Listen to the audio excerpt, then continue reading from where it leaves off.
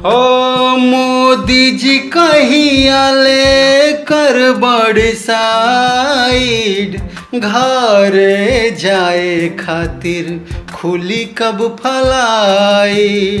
घरवा के लोग भी बड़ी परेशान बा, तू ही कहेला जान बात जहान बा।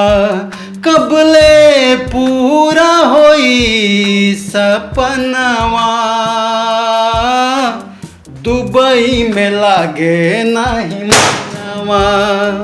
हो दुबई में लागे नहीं मनवा।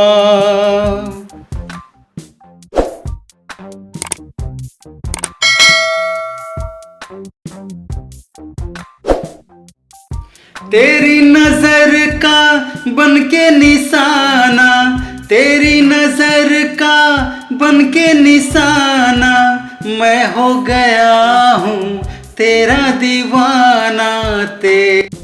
हाँ दिलवा के बतिया कर दी हलू तू सही, देबू तू धोखा कबो सोच लेना रही। साथ दोसर के पाके भूला गईलू हो, साथ दोसर के पाके भूला गईलू हो।